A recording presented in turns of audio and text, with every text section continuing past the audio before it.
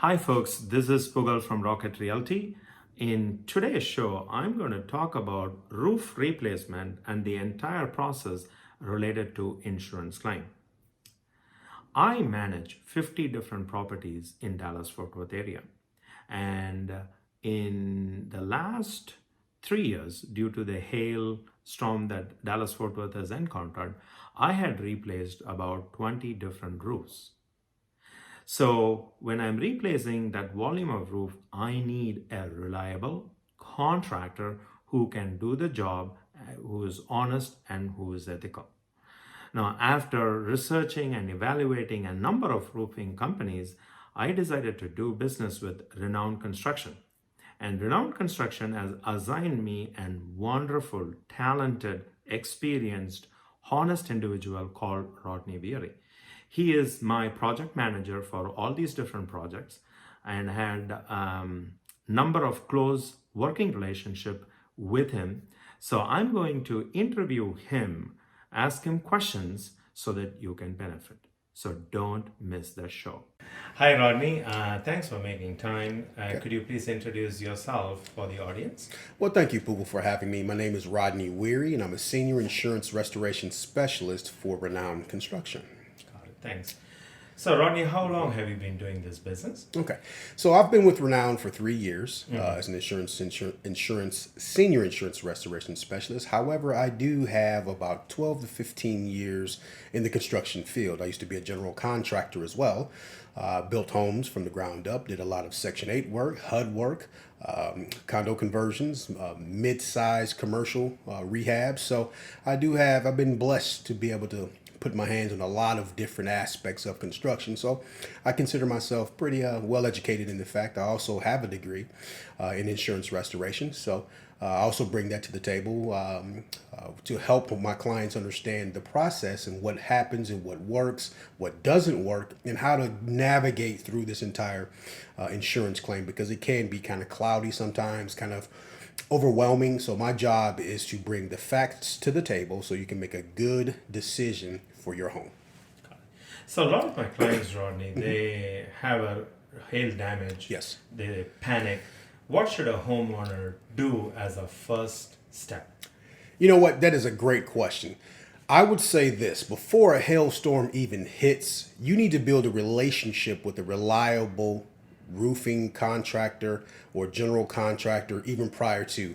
That means that you're having periodic inspections on your current roof even before a hailstorm hits. This allows you to build that relationship with that roofing company, that general contractor. So when a hailstorm hits which can be very stressful and overwhelming, you have someone that you can trust. You have someone that's worked with you, that knows your home, that knows your roof system. So when it comes, you can say, great, I don't have to worry about anyone knocking on my door or the parade of roofers that are running up and down the street trying to get business overnight.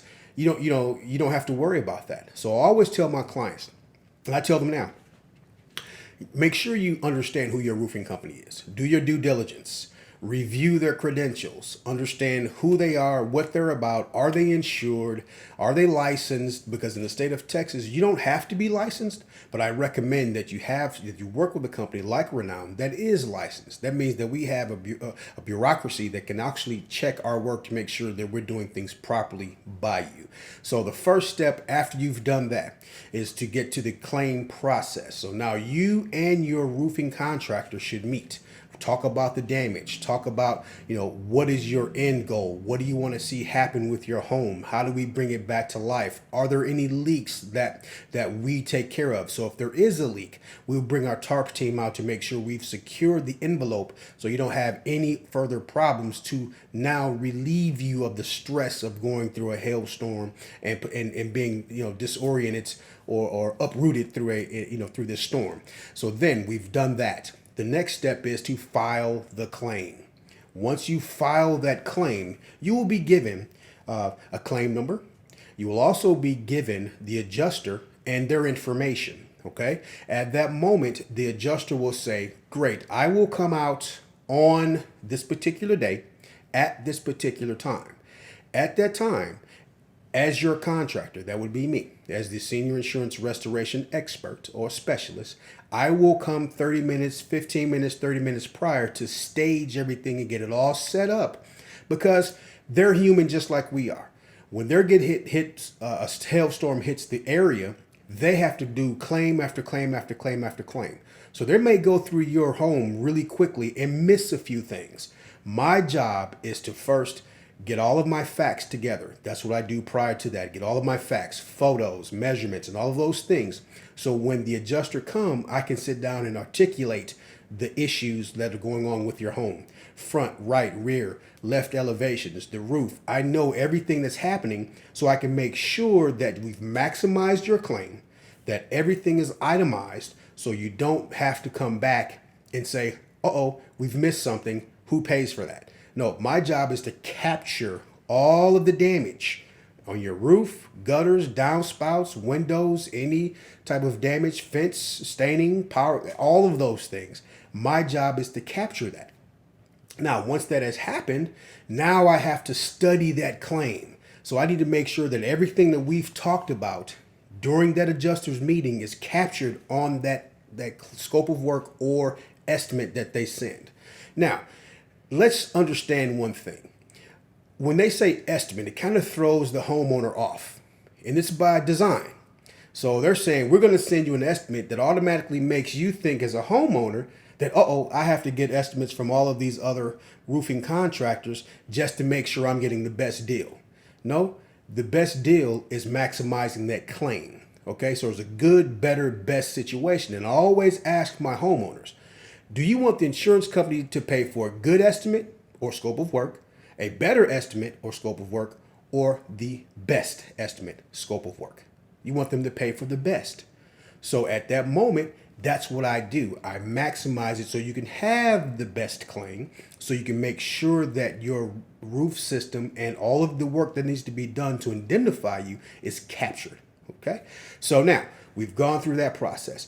Now we're going to sit down and we talk about getting everything bought. Now we're going to study that file. My job is to take all of that information from the insurance scope of work and to really put it on one sheet of paper so it's in layman's terms, so you can see where your money's going. How are we going to attack this? How are we going to make these things happen? So once we've gone through that, I will also show you different things, different types of shingles, your options to protect your home, how to lower your insurance premiums to make sure that you are getting the best return on your investment as well. Remember, your home is your castle. That is your investment. Don't shortchange yourself by trying to take a insurance claim and make it a retail. Two different things, and we'll talk about that, when you ask me another question here, Poogle. But so at the end of the day, we sit down and we talk about that. Then we put our plan of attack of when the roof will go on. That's the logistics side of that. So you will always be in the loop and have complete control of how your claim flows. We will be there. I will be there. My team will be there to execute according to what your vision is.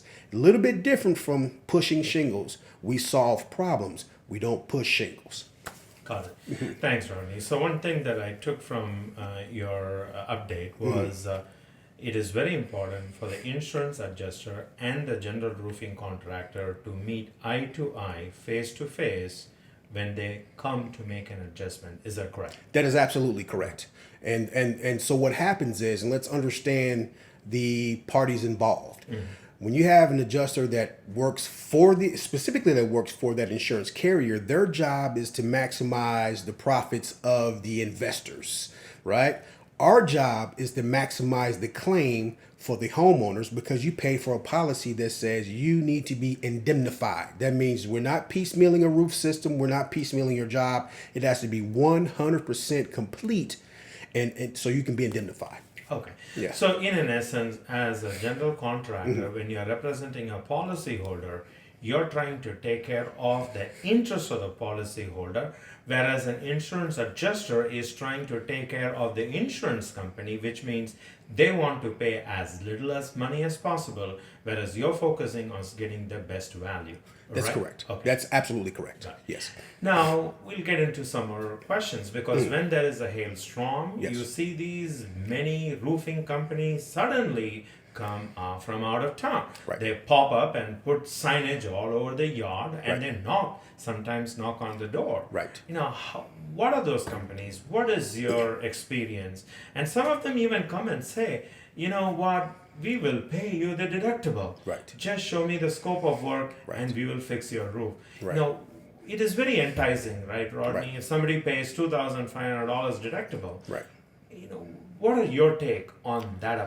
Of someone knocking on the door and a policyholder is very torn between should I go with this or should I go with this one night roofing companies?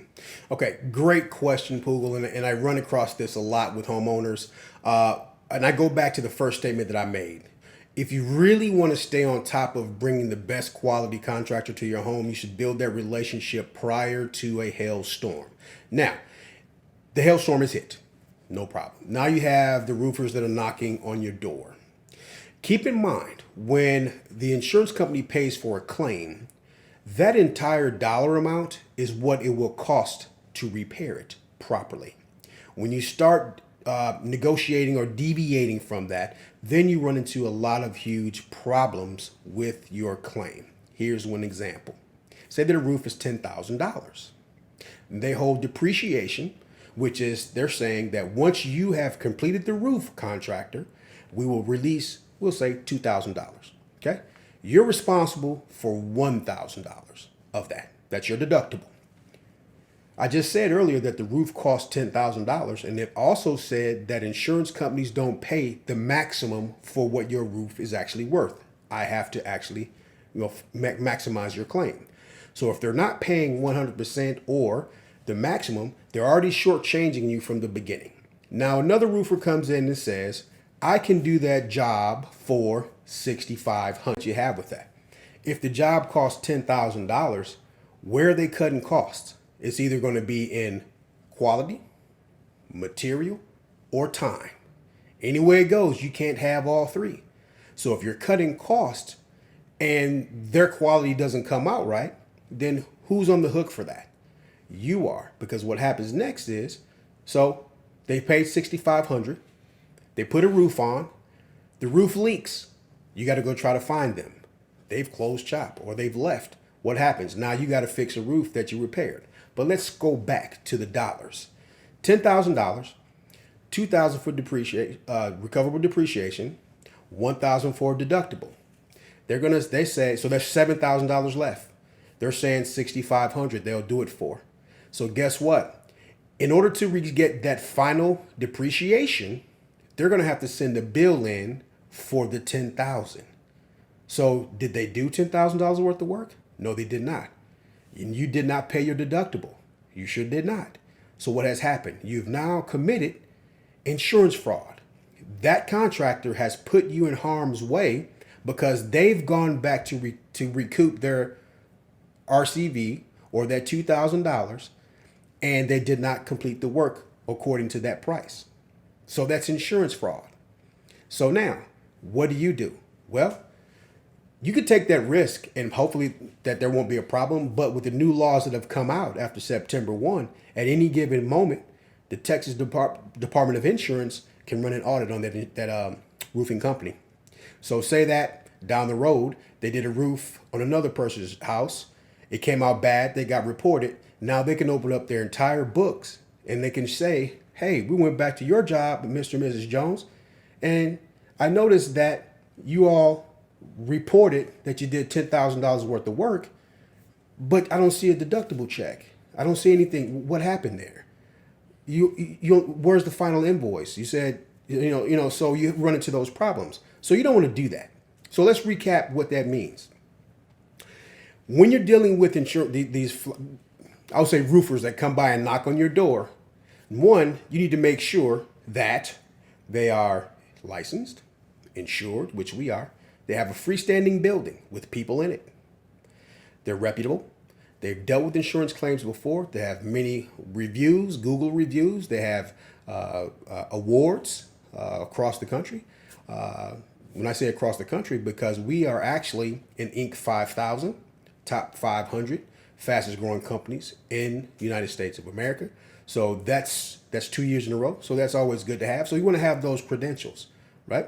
So to sum that all up, understanding that cheap is not always best.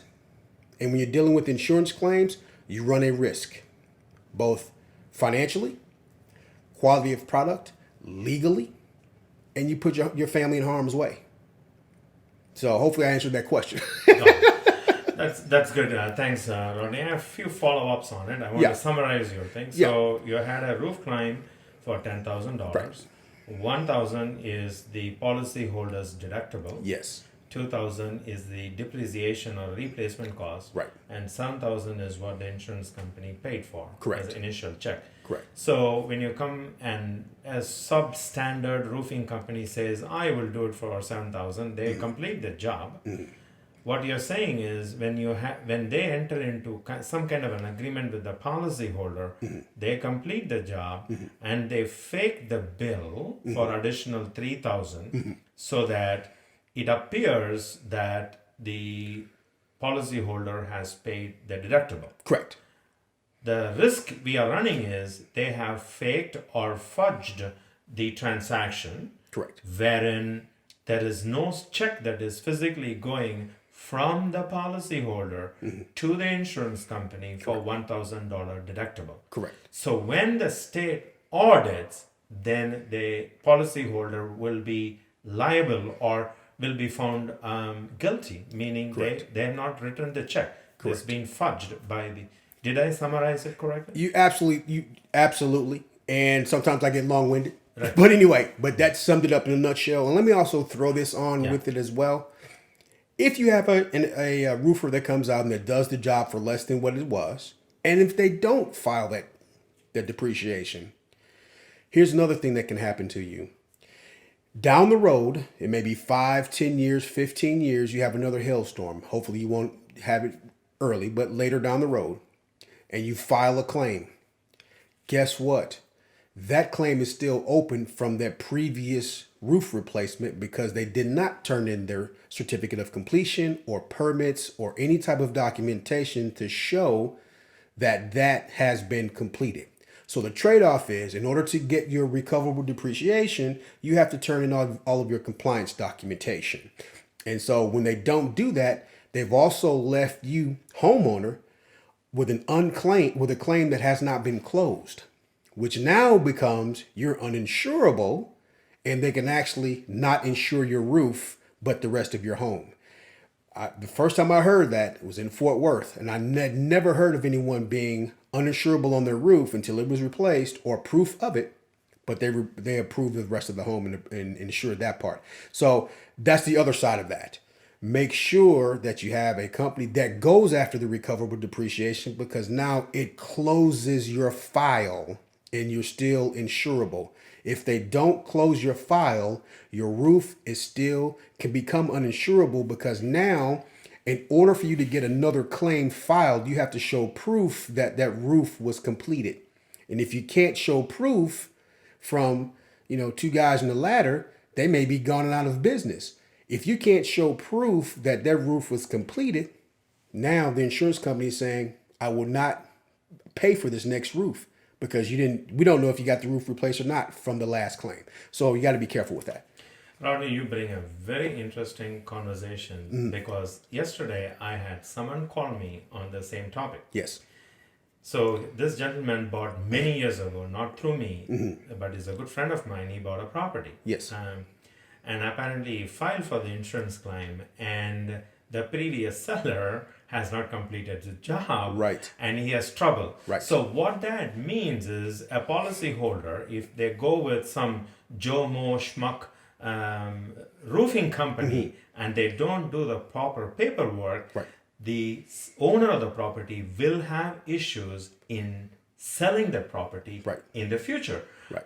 Not only that, by Texas law, even if they are able to sell it, okay, and the new owner is trying to file a claim, then the new owner can come after the Correct. seller of the property Correct.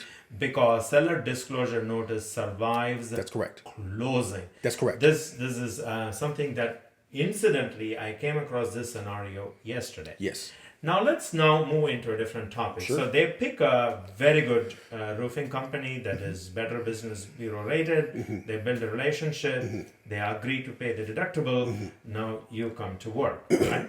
Now when you come to work, what are the different things you do? Do you go for an HOA permit?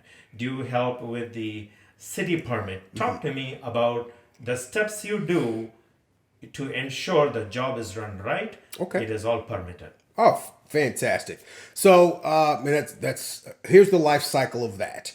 So before we even go to the job site, we pull permits in the office. We don't even move until we have received that permit from the office. After we've gone through the paperwork, checks are in, the whole nine, we're ready for build. Once that permit is in hand, it's turned over to our roofing manager. His job is to make sure that roof goes on perfectly. Okay, so now we have the permit. We arrive approximately 7:15 in the morning. We begin staging the ground. So we actually tape it off. We protect it. Excuse me. We protect the grounds so it's not dangerous for the neighbors or any kids or elders or just anyone walking up and down the sidewalk. It's clear. It's taped off. Okay, so we keep everything staged in one area. We also have a catch-all system. So our catch-all system is attached to the home. So once we start tearing the shingles off, it actually slides down a net and is self-contained in an area in which all we have to do now, pick it up, throw it into the dumpster, and the grounds are kept clean. So our goal is to make sure that the grounds are kept clean, your home is protected at all times during the construction process. So now we've met with you as the homeowner. Jose has met with you. I'm usually there as well. We've met with you. We've talked with you with the process of the day. We have our crews outside. They're ready to go. They start tearing things off. Now, as they're tearing off and containing it into the dumpster area and down the catch-all system, the material is starting to arrive. Once the material is arriving, we also go through and we check it to make sure everything that we've ordered is on that delivery. Okay, because it's important. Once we start, we can't afford to stop. We have to keep moving. So we check that material in. So they tear everything off. They inspect the roof all the way down to the decking. They tear everything off. The felt, you will find that a lot of companies don't take the felt off because that's a dollar item that they can make money on. Again, when they're saying that they can do it for cheaper than what it's cost, that's a line item that they can make money on. So they don't take that off. By law, you're supposed to remove that. That's a contract that you have with the insurance. So we remove all of that down to the decking, inspect the decking for soft spots. Any soft spots, we replace those so you have a nice sturdy roof system. We just don't go back over it, and we know that your roof has damaged plywood. So we fix all of that. And then from there, we come back with our ice and water shield. We come back with the synthetic underlayment, which is a man-made product. It's not a felt paper, but it's a man-made product that actually acts as a sealant. So when the nails are driven through into the decking, it kind of seals around there, and it actually acts as another vapor barrier as well. You can actually walk on it. So on the steep roofs, our guys don't slip and fall off of the roofs.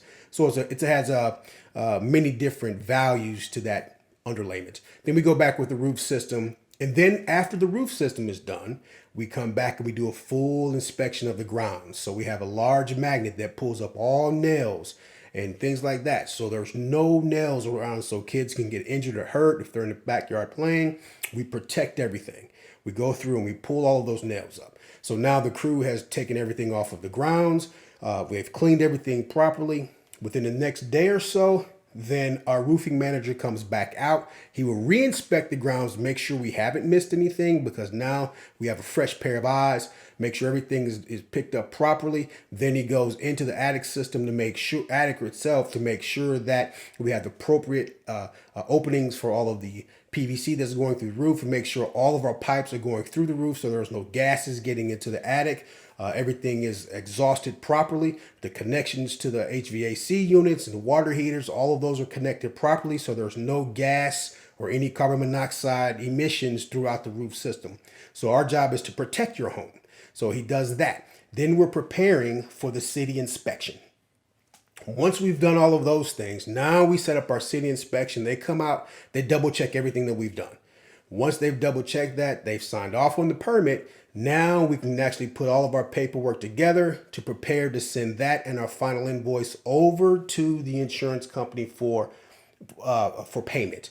We can't get paid on our final payment until we have complied with the city, we've complied with insurance. And for you as a homeowner, that actually gives you an extra layer of protection because you know no money's being moved anywhere until we have actually put a solid roof system on that meets the insurance standards and meets building code, and then you're protected and indemnified. So that's kind of how the process, the life cycle kind of works.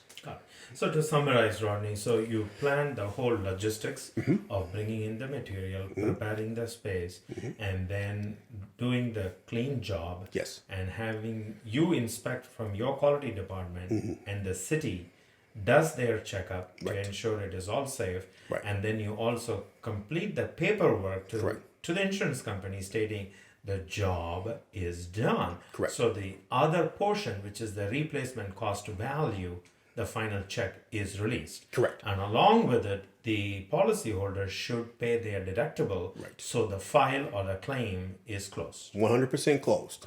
All I's are dotted, all T's are crossed. There's a checks and balance along the way. And you want that as a checks and balance as a homeowner because it gives you a sense of safety. The thing here is peace of mind and safety because there are so many bad stories of roofing contractors that have come in, taken the money and run.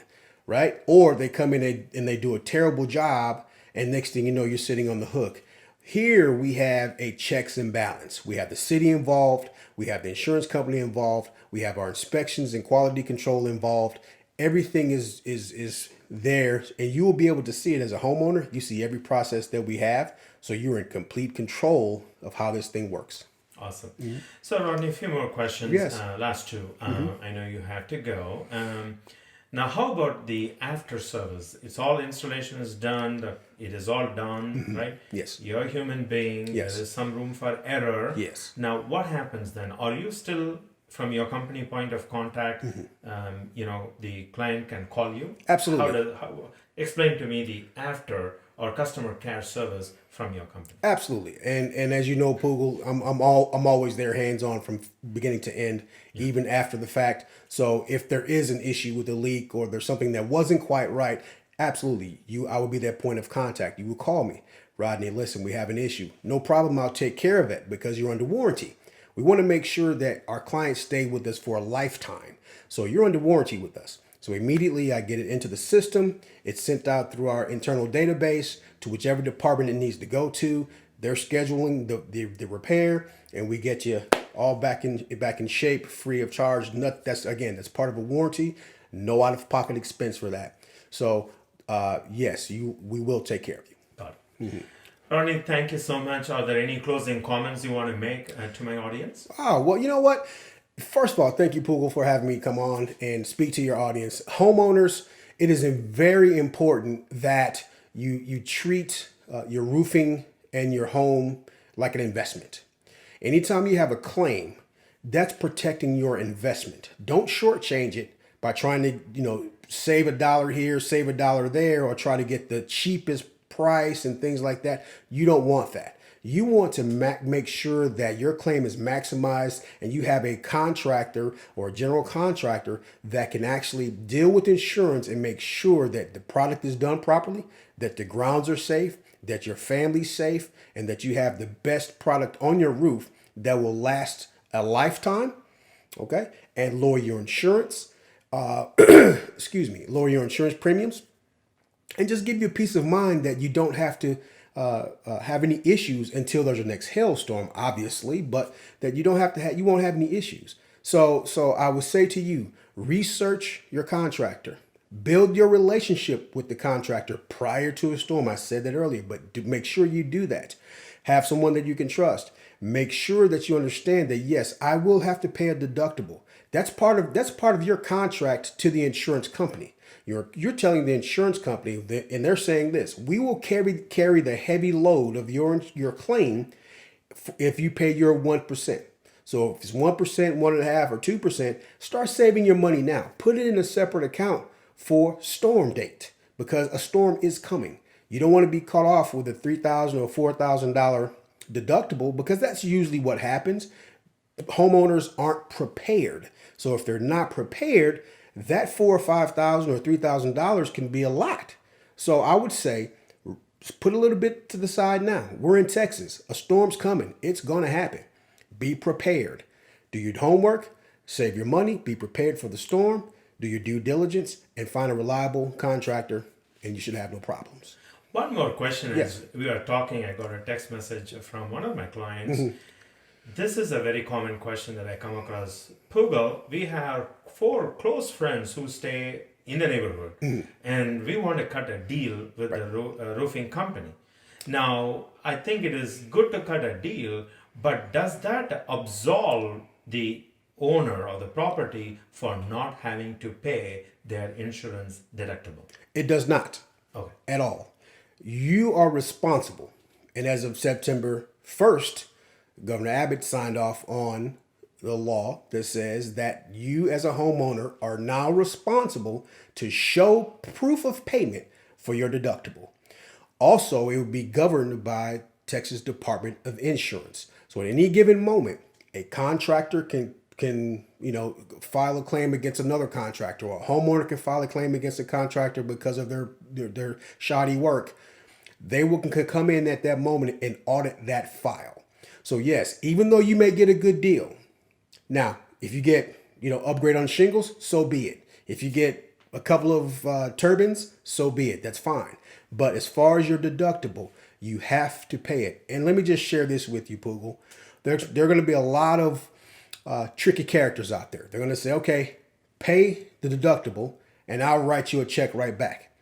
What they fail to realize, I just said, the Texas Department of Insurance can do an audit. That means they go through your financial trail as well. So if that roofing company took a deductible check and then wrote another check back to you, do you think it's easier or harder for them to track that trail of money, which means you still haven't paid a deductible because they gave it right back to you? So you have to be careful when dealing with that. So I would tell all homeowners now, don't deal with that, because do you want to be that one time that you take the risk and then you get caught? The fines are steep, so be careful. Thank you, Rodney. I appreciate your time.